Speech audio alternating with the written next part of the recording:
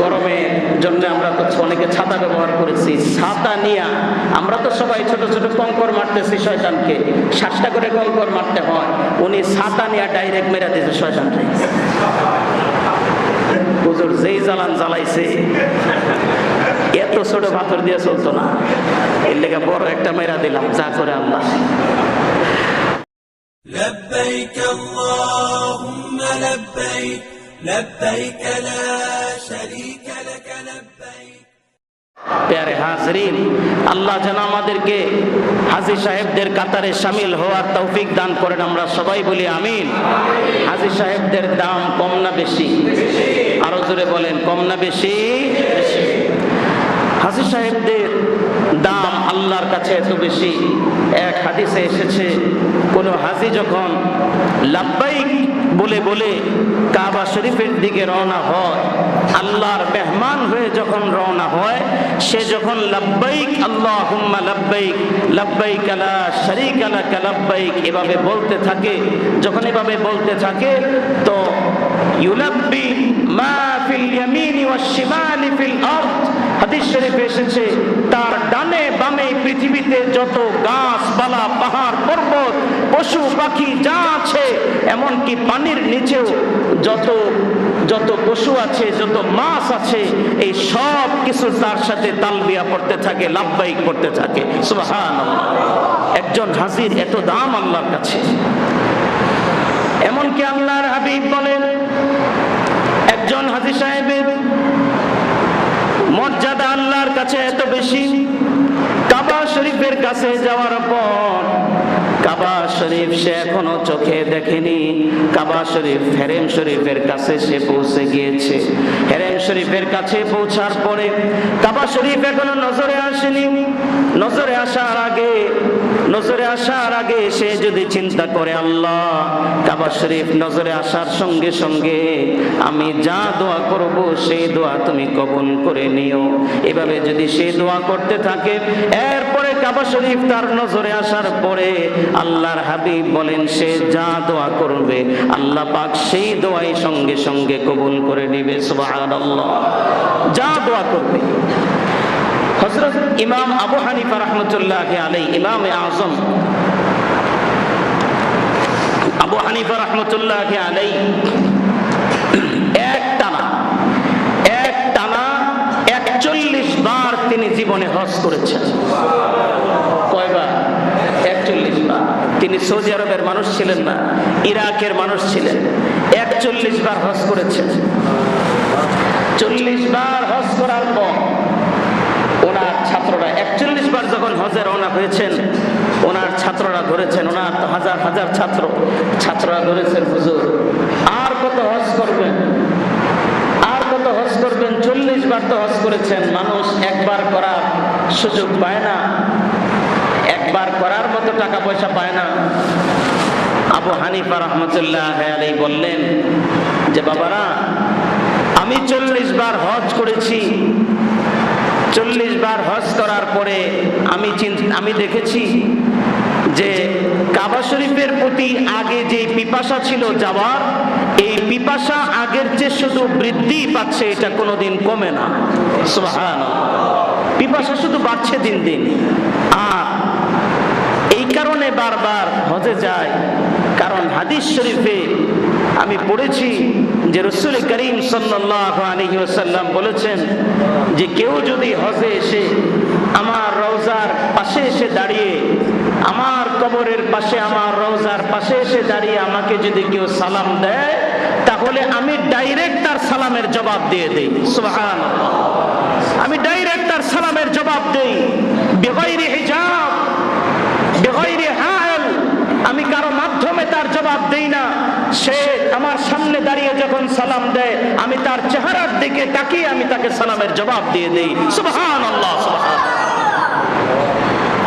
হযরতে আবু হানিফা রাহমাতুল্লাহি আলাইহি ছাত্রদেরকে এরপরে বলেছিলেন, বাবা আমার তো বয়স হয়েছে, জানি না আর হজ করতে পারবো কিনা, আমি শুধু এই আশায় আছি যে নবীজি তো সালামের জবাব দেয়, এটা আমি হাদিস শরীফে শুনেছি, আমি জীবনে আরেকবার হজ করতে চাই। এজন্যে আমি সরাসরি নবীজির যে সালামের জবাব দেয় সেই সালামের জবাবটা আমি আমার কান দিয়ে শুনতে চাই। সুবহানাল্লাহ। আবু হানিফা রাহমাতুল্লাহি আলাইহি 41 বার হজ করে এসে এরপরে আর হজে যাননি। তারপরে ওনার ছাত্ররা পরবর্তীতে বলেছেন যে সম্ভবত আমাদের উস্তাদ নিজের কানে সেই সালামের জবাব শুনতে পেয়েছিলেন।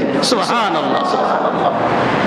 এমন মর্যাদা আল্লাহ পাক ওনাদেরকে দান করেছিলেন, আর কি পরিমাণ মুহাব্বত আল্লাহ পাক দান করেছিলেন যে ওনারা টাকা পয়সার চিন্তা করে নাই, সংসারের চিন্তা করে নাই। প্রতি বছর যখনই সুযোগ এসেছে হজে চলে গিয়েছে। আল্লাহ যখনই আমাদেরকে সুযোগ দেয় হজের যাওয়ার মতো এবিলিটি যদি আল্লাহ পাক দান করে, আমরা দেরি করব না, আমরা সবাই হজে যাব। বলি ইনশাআল্লাহ। দুইটা হাত তুলে আল্লাহকে দেখাই, লিল্লাহি তাকবীর, লিল্লাহি তাকবীর। আল্লাহ যারা হাত তুলেছে সবাইকে তোমার ঘর ধরার তৌফিক দান করো। আয় আল্লাহ, তোমার হাবিবের রওজার সামনে দাঁড়িয়ে আমাদেরকে সালাম দেওয়ার তৌফিক দান করো। হাত নামাই।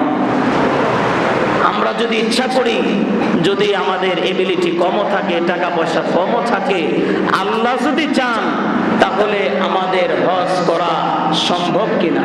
সম্ভব। অনেক গরিব মানুষরা হজে চলে যায়, অনেক মিস্ত্রিরা হজে চলে যায়। আমাদের বাড়িতে কাজ করেছে, আমার দাদার বাড়িতে কাঠ মিস্ত্রির কাজ করেছে। এই মিস্ত্রি একদিন এসে আমার বাবাকে বলেছে, হুজুর আমি হজে যাব। আমার বাবা বলেছেন, আপনি কিভাবে হজে যাবেন, টাকা পেলেন কোথায়? তিনি বলেছেন, হুজুর আমি যে কাঠ মিস্ত্রির কাজ করি, যোগানের কাজ করি, অনেক কষ্ট করে টাকা জমাই, দিন এনে দিন খাই, কিন্তু যেদিন থেকে নিয়ত করেছি হজে যাব সেদিন থেকে আমি ব্যাংকের মধ্যে টাকা জমাই, তখন 1 লাখ টাকার মতো লাগতো হজে যেতে। তিনি বলেছেন, হুজুর ব্যাংকে আমি টাকা জমাই, আমি আল্লাহর কুদরত আমি দেখতে পেয়েছি। একদিন আমার স্ত্রীকে আমি বললাম, অনেক দিন তো হলো ব্যাংকে টাকা জমাই, ব্যাংকটা একটু ভেঙে দেখি কত টাকা জমা হয়েছে। তিনি নিজে বলেছেন, ওনার নাম হলো সুলতান। উনি বলেছেন, হুজুর আমি ব্যাংক যখন ভাঙলাম, ভেঙে দেখি হজে যাওয়ার জন্য যতটুকু টাকার প্রয়োজন অতটুকু টাকা ব্যাংকের মধ্যে আল্লাহ পাক জমা করে দিয়েছেন। আল্লাহু আকবার, আল্লাহু আকবার। এই কুদরতের মালিক কে? আরো চিৎকার করে বলি কে? আল্লাহ। আল্লাহ পাক চাইলে যে কাউকে আল্লাহর ঘরে নিয়ে যেতে পারেন, শুধু যদি আল্লাহ পাক ডাক দেন, দেখবেন কিভাবে আমি পৌঁছে গিয়েছি। এজন্য প্রতি বছরই আমি একবার হজের বিষয়ে আপনাদেরকে তাগিদ দেই, বলি যে আপনারা ইনশাআল্লাহ যখনই হজে যাওয়ার মতো এবিলিটি হয়ে যায়, দেরি করবেন না। শক্তি থাকতে, সামর্থ্য থাকতে হজে যাবেন। আল্লাহ আমাদেরকে তৌফিক দান করেন। সবাই বলি আমিন। নতুবা অনেক সময় হজে যাওয়ার পরে অনেক কষ্ট হয়, প্রচন্ড রোদ গরমের মধ্যে অনেক কষ্ট হয়, অনেক কষ্ট হয়। বিশেষ করে যেদিন পাথর মারতে যাব শয়তানকে, সেদিন মনে হয় যেন পার চলছে না। আমি জোয়ান মানুষ, আমার সাথে গত 2 বছর আগে যারা হজে গিয়েছেন তারাও জোয়ান মানুষ, তারাও বলতেছিলেন, হুজুর পায়ের মধ্যে কিসে ভর করেছে আল্লাহই ভালো জানে, হাঁটতেই তো পারতেছি না। তাই বললাম যে আজকে শয়তানরে মারতে যাব, তো শয়তান ধরে রাখছে পায়ের মধ্যে, আমাদেরকে হাঁটতে দিতেছে না। কিন্তু যিনি আমাদেরকে ঈমানের শক্তি বাড়িয়ে দেন, চিৎকার করে বলেন তিনি কে? গিয়ে দেখি শয়তানকে পাথর মারবো। মোটামুটি বয়স্ক এক মানুষ। গরমের জন্য আমরা তো অনেকে ছাতা ব্যবহার করেছি, ছাতা নিয়ে আমরা তো সবাই ছোট ছোট কঙ্কর মারতেছি শয়তানকে, 7টা করে কঙ্কর মারতে হয়। উনি ছাতা নিয়ে ডাইরেক্ট মেরে দিয়েছে শয়তানকে। তো এই ঘটনা দেখার পরে তো আমি তো সবাইকে নিয়ে একটু হাসলাম। আমি আমার বাবাকে জানালাম, বাবা এরকম ঘটনা যে একজন তো এরকম বড় ছাতা মারছে। আমার আব্বা বলতেছে, আমার সাথে এক লোক হজে গেছে, হজে যাওয়ার পর সে আমাকে দেখাই নাই, এহরামের কাপড়ের ভিতরে এরকম প্রায় 100 ওজনের একটা পাথর রয়েছে, এরকম বড় এক পাথর। যে এই পাথর নিয়ে এই পাথর সে মারছে। মারার পরে আমি ধরছি, কি ব্যাপার এত বড় পাথর এখানে আনছেন? হুজুর যেই জ্বালান জ্বালাইছে, এত ছোট পাথর দিয়ে চলতো না, এর লেগে বড় একটা মেরা দিলাম, যা করে আল্লাহ। তো ওখানে গিয়ে অনেকে আবেগতাড়িত হয়ে যান, আবেগপ্রবণ হয়ে যান।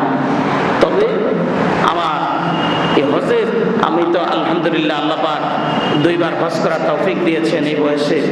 তো আমি দেখেছি যারা বয়স হয়ে যায় ওনাদের অনেক কষ্ট হয়। এজন্য আমাদের চেষ্টা করতে হবে, যখনই আল্লাহ পাক তৌফিক দেন এবং চলার মতো শক্তি থাকে তখন আমরা হজে যাব। আল্লাহ আমাদেরকে তৌফিক দান করেন, সবাই বলি আমিন। لبيك اللهم لبيك لبيك لا شريك